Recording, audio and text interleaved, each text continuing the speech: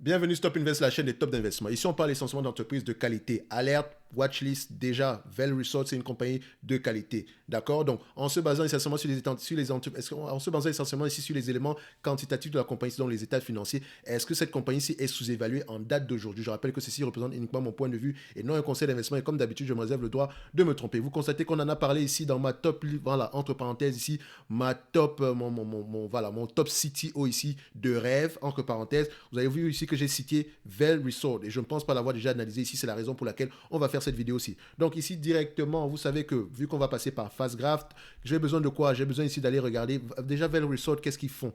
D'accord. Je sais que beaucoup de gens ne connaissent pas cette compagnie ici. Donc c'est essentiellement une chaîne d'hôtels, mais une chaîne d'hôtels localisée uniquement dans des zones ici voilà, où il y a beaucoup de neige, on va le dire comme ça, donc en haute montagne, voilà, c'est généralement ça. Donc, Vel Resort Management, c'est essentiellement ce que vous voyez ici. Who we are, on va mettre ça ici. We are Premier Mountain Resort Company in the world and a leader in luxury.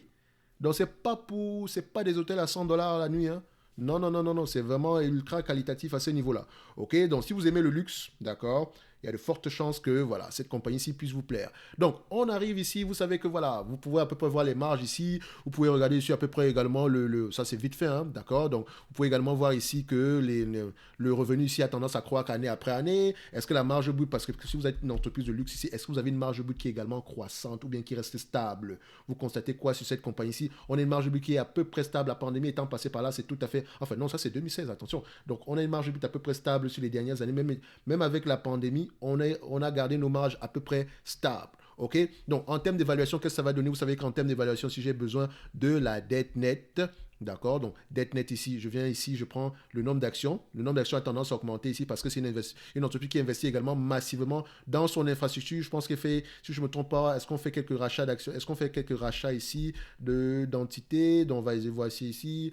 Oui, elle achète également certains hôtels, etc. Donc, il faut également vérifier ici, est-ce qu'elle détient ces hôtels ici en propre ou bien ici, elle est loue? Donc, parce que ça peut arriver, parce qu'il y a certaines entreprises, par exemple, vous allez voir que le Hilton est peut-être coté en bourse ici, mais vous allez voir que Hilton, c'est plutôt l'entité management qui est cotée. Il y a également ici, il y a également l'entité ici immobilier qui est cotée. Donc, il faut voir ça, il faut faire attention. C'est deux entités différentes. Donc, ici, en termes de dette ici, donc, en termes de dette, on a net dette ici aux alentours de combien? 1,775 milliard. Vous savez qu'on aime bien aller regarder si la dette nette sur EBITDA, histoire de voir si à peu près les moyens sur le payer la dette sur quelque chose assez déraisonnable. 2 fois les EBITDA ici, donc ça va. Donc, ici, j'ai besoin de quoi? J'ai besoin ici le nombre la dette nette sur EBITDA, divisé ici par le nombre d'actions, 40,44, on va le faire comme ça donne à peu près 43,27 ici, donc 43,27 en termes de dette nette par action. Cette compagnie-ci, vu son type, vu son caractère, elle aura tendance à s'échanger à des PER très élevés. Donc vous pouvez ici osciller à des PER entre 20 et 25 ici, d'accord? Donc c'est une compagnie qui reste encore, où il y a encore où nous avons encore une certaine croissance, ok? Donc voilà, on peut s'attendre à ce que les PER soient un tout petit peu élevés ici. Sinon, si c'était une compagnie à peu près stable, on aurait pris les PER de 20, mais je prends les PER de 25 ici, donc c'est déjà assez optimiste, d'accord? Rappelez-vous également qu'en période difficile, les PER auront tendance à diminuer. Si vous pouvez également voir ici que c'est une compagnie, le marché a eu tendance à payer des PER extrêmement élevés ici, tout simplement parce que la croissance étant là, tout était beau, voilà. Mais une fois que les taux d'intérêt commencent à augmenter ici, ça commence à être compliqué. Donc, comme on dit souvent chez nous, la lecture de l'heure commence. Donc, vous voyez ici, 40 fois les bénéfices. Des gens sont amusés à payer ça 40 fois les bénéfices. Bon, bénéfice net, bénéfice futur estimé ici. Donc, si on prend en considération le forward PI ici, ça nous donne ici, les gens à peu près achetaient cette compagnie, ça 35 fois les bénéfices, mon Dieu. Mais il y avait une certaine croissance ici. Même si elle était juste aux alentours des 10% ici, acheter une entreprise ici à 35 fois les bénéfices, disons, c'est la tendance à croire qu'ici, à 1 point, à 10% ici, en moyenne sur les 5 prochaines années, ça fait 1, 2, 3, 4, 5. En année 5 ici, en réalité, vous l'aurez acheté à 21, 22 fois les bénéfices. OK? Donc, ce qui devient à peu près raisonnable. Et si les bénéfices nets augmentent plus vite que les revenus ici, c'est encore plus un home run. OK? Donc faites attention, il faut souvent regarder au-delà du PER actuel. OK?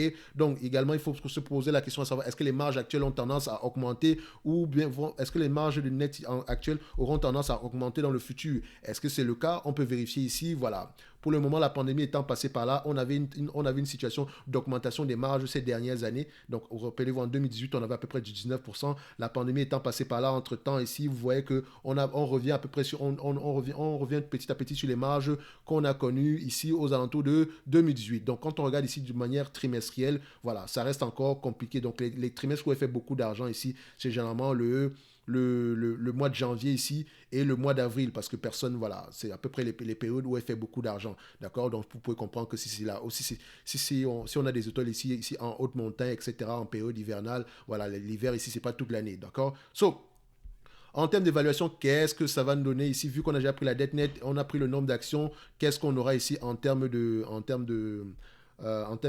valeur, d'accord? Donc ici, ça reste ici une estimation. Donc on regarde d'abord ici les analyses ici entre les net income, ici les free cash flow, qu'est-ce qui donne qu'est-ce qui donne la meilleure information ici, donc c'est l'information la plus élevée ici. Et est-ce que les analyses ont souvent raison par rapport au free cash flow d'ailleurs? Donc vous pouvez constater ici que les free cash flow, oui, on a souvent tendance à avoir raison sur une période de 2 ans, à prendre avec des pincettes, surtout sur les dernières années. Si avant la pandémie, ça allait. Après la pandémie, ici, c'est un peu plus compliqué. Mais attention, la pandémie, donc n'oubliez pas, remettez toujours les choses dans leur contexte ici. Ok, quand on prend ici par rapport au adjusted earning, vous voyez que la pandémie également étant passée par là, ce n'est pas évident, d'accord, mais ça reste à peu près un business assez prévisible. Donc je vais me fier ici au free cash flow de cette compagnie ici parce qu'après vérification, les free cash flow représentent la véritable rentabilité de cette compagnie ici. Ok, donc qu'est-ce que ça va nous donner ici? Et je rappelle qu'on est assez optimiste ici en prenant 25 fois les bénéfices. Donc à 25 fois les bénéfices par rapport à ce qui est attendu en 2025 dans un environnement normal, fois 13,82, ça donne ici à peu près 345 $ l'action,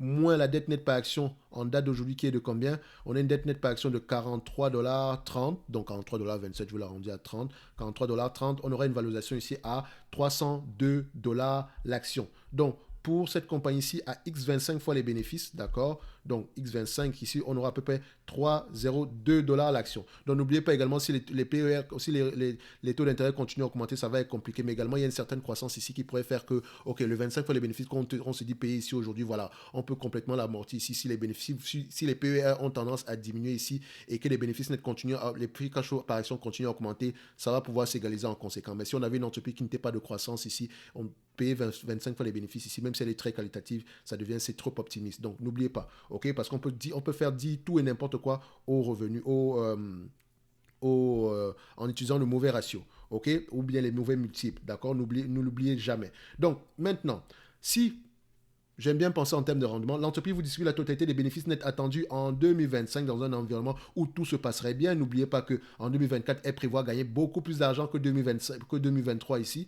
D'accord? Donc, peut-être qu'en 2024, on aura bien plus que ce qui est mentionné ici. Donc, si on prend le 13,82 $ divisé par le nombre d'actions, divisé par le prix actuel, d'accord, on a un rendement de 6,25%, ce qui n'est pas mal en date d'aujourd'hui, d'accord. On aimerait bien avoir une décote supplémentaire. Vous savez que nous, on adore les soldes, ok. Donc, idéalement, c'est une entreprise que j'aimerais, bon, n'oubliez pas qu'il y a également la croissance dessus, hein. Donc, idéalement, c'est une entreprise qu'on aimerait acheter aux alentours, voilà, 150, 200 $ l'action ici, mais ce prix actuel également n'est pas mauvais. Attention, surtout sur la croissance à long terme, et surtout si on garde au moins une croissance de 5 à 10% sur les 5 à 10 prochaines années. Ok, même ces 5% sur les 10 prochaines années, c'est correct. Surtout qu'elle a un pricing power. Ok, je vous laisse aller lire ici les rapports financiers de cette compagnie-ci. Elle distribue également un dividende. Enfin, elle a commencé enfin, je pense qu'elle avait arrêté de le faire à peu près pendant la pandémie, mais elle a recommencé à le faire. Ce qui n'est pas mauvais non plus. Ça prouve ici qu'en période difficile, elle met pause. Ok, elle privilégie avant tout la bonne santé financière de l'entité. Ça ne veut pas dire que voilà, elle était en difficulté, etc. Mais quand on ferme l'économie, voilà, les hôtels se vident, donc on ne sait pas combien de temps ça va durer. Donc vous n'allez pas demander à une compagnie pareille de continuer à payer un dividende. Même si vous-même vous aimez investir dans le dividende, ça veut dire que vous êtes fou. Entre parenthèses, d'accord? Donc vous voulez la mort de cette entité-là. Donc, c'était une occasion d'investissement à 160, 170 $ l'action. En date d'aujourd'hui, c'est également un prix assez intéressant, mais n'oubliez pas que certaines personnes ont payé à peu près des multiples bien plus élevés que ça, même s'il y avait une certaine croissance dessus. Donc, Vail Resort pourrait être intéressant au prix actuel. N'oubliez pas. En tout cas, le prix est là. Faites ce que vous voulez ici. Voilà. Allez-y lire les rapports financiers. Lisez vos rapports financiers, les amis. Parce que c'est uniquement en lisant les rapports financiers que vous allez pouvoir investir avec conviction. Ok, donc on va se donner rendez-vous ici sur la prochaine vidéo et n'oubliez pas, pour ceux qui veulent aller plus loin, la top newsletter ainsi que le service top premium où on analyse généralement quantitativement les entités et où vous recevez généralement 2 entreprises sous-évaluées par mois. Ces liens-là sont dans la description de cette vidéo-ci. Donc on va se donner rendez-vous sur la prochaine vidéo et d'ici là, portez-vous bien. Merci.